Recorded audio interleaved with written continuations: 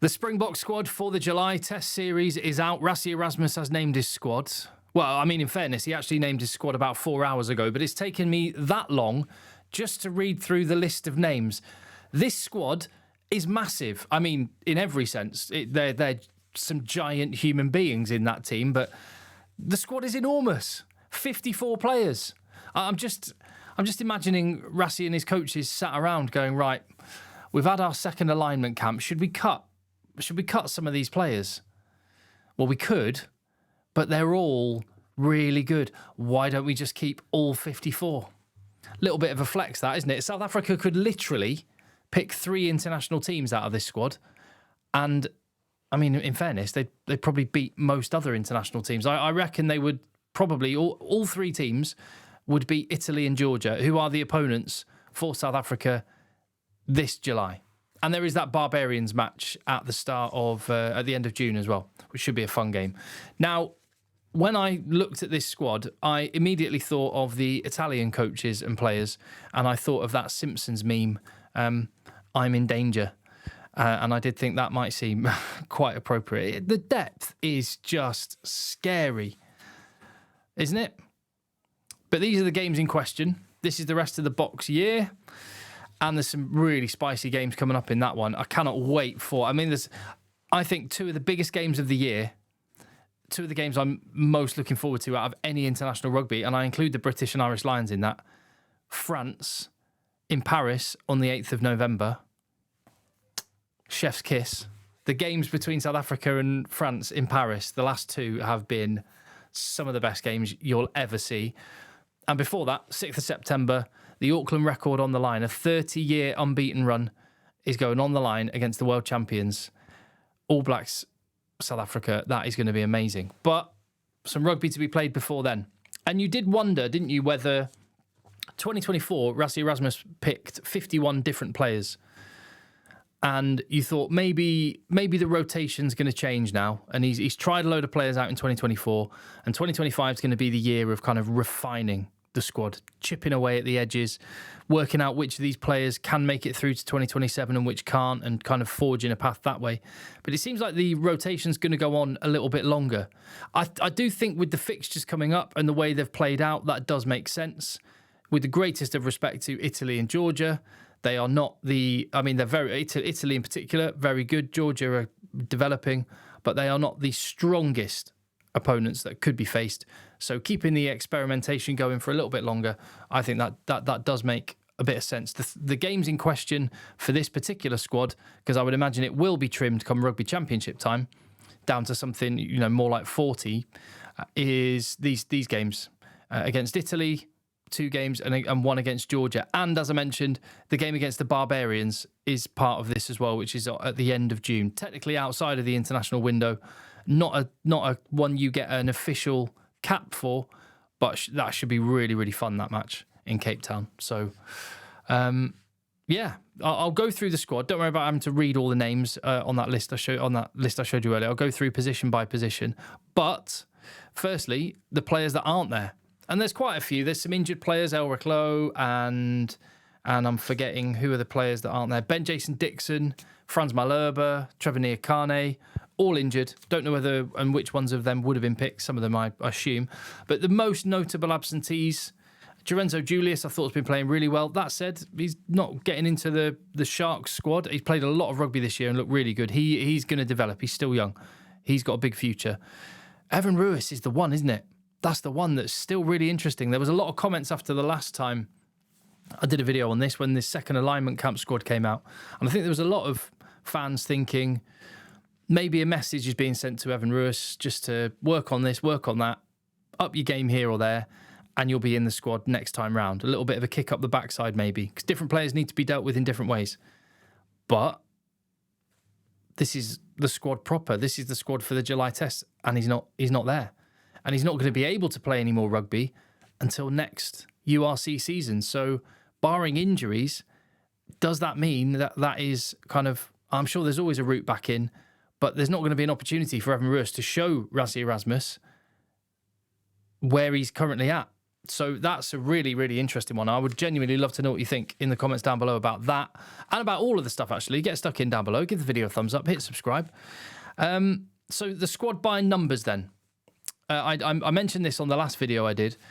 I found it really interesting that the average age of this 54-man squad, which was the alignment camp squad and is now the squad for the July test, the average age just under 28.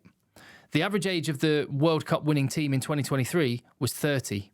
One of the most experienced, one of the highest numbers of caps, and the age profile was about 30. And if you track it forward just over 2 years, the Rugby World Cup, when that comes around, the box squad, if it was all the same, and it's not going to be the same 54 players, obviously, but if it were, for argument's sake, then it would be around about the same age profile. So there is some churn going on. There is some development. There is some new blood and some turnover. Some players being moved aside, some new players coming in. But it's kind of tracking. You can basically see the path that is being tracked here. And experience, I think, is one of those things. Being in England, I don't know if you agree. If you're in England and you can agree with me on this, experience is undervalued. Players, when they hit 30, suddenly the fans start talking about wanting to move them aside. Look at the way George Ford's been treated. Look at the way Owen Farrell's been treated in the past. It's like, oh, we want the new shiny toy. Experience is massively important, and those numbers demonstrate that. What else can you say about this? 36 of the 54 players, I'm just looking at that, and that doesn't add up.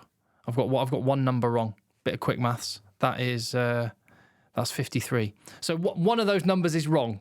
But you take the broad point that there's a lot of players that are South Africa based, more and more. More than would have been done this time in the last World Cup cycle. And there's even more players. Look at Andre Pollard, Cobus Reinach, that are heading back to South Africa as well. So it's a really good picture when you're tracking it forward, which is another reason why the rest of the world can start to anticipate what might be happening. But there we go. And there are 31 Rugby World Cup winners in the squad. Most World Cup squads, well, the next World Cup squad will be 33. In this current squad at the minute, which is missing a fair few World Cup winners that are injured, 31. 9 uncapped players and 30 forwards, 24 backs. Now I've gone through those numbers and crunched them. Let's have a look at the actual squad itself. Oh no, got one more set of numbers. The franchises. 15 Sharks, 10 Bulls, and 5 apiece for the Stormers and the Lions. That is the spread. Again, that's 30, 31. Oh, yeah, because, of course, you've got the lad from UCT. I was just doing my maths, who's joining the Cheetahs. So there you go. Another franchise not in the URC represented as well. So, loose head prop. Let's go through it position by position then. And what I'll do is I will pick, and hey, this is where the opinion can come in and you can tell me if you disagree. And some of the positions are really hard. I'll tell you my first choice and second choice. So who might be the starter and who might be on the bench. And for me, it's Oxenchase starting every day and twice on Sundays. The job of backup loosehead prop, that's wide open. Been really impressed with Mkunu coming off the bench. He was just an absolute bull. Replacing Oxenchase at the weekend, and doesn't it just put into context the semi-final in the URC this weekend? You 2 Bulls, 2 Sharks, shirt number 1, it's up for grabs, and it's battle royal, not just for the final of the URC, but to impress the bot coach. This is significant. So I'd probably go Steenekamp as the backup for now, but hey, could be any of them. Tight head prop. 5 options. I mean, Thomas du Toit can scrummage both sides. Bit of a swing prop.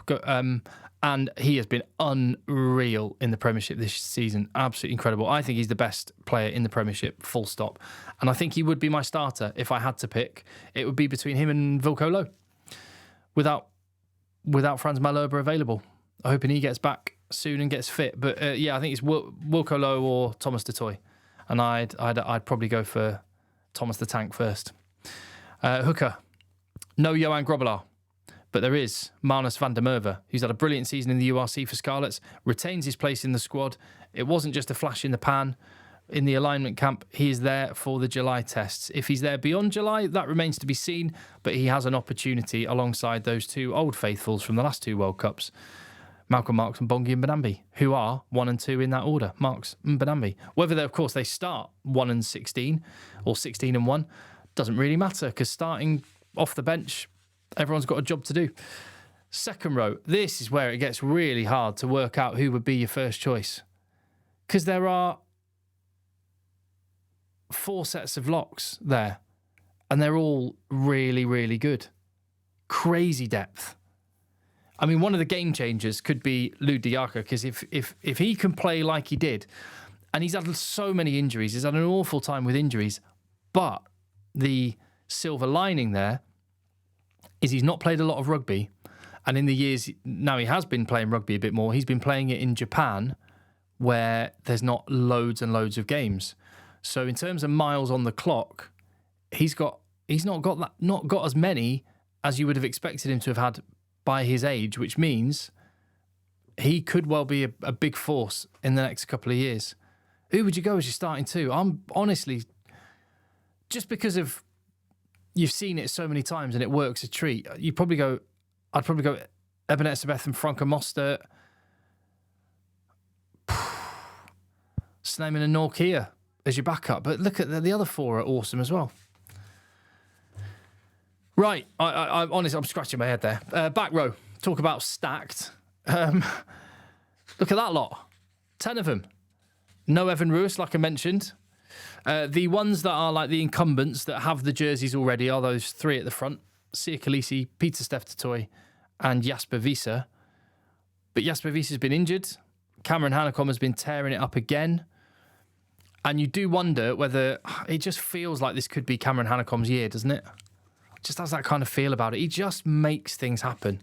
He's going to get his opportunity. He came on, obviously, off the bench against Wales last year. By the way, that does mean that Cameron Hanekom will be ineligible for the World Breakthrough Player of the Year at the World Rugby Awards at the end of the year.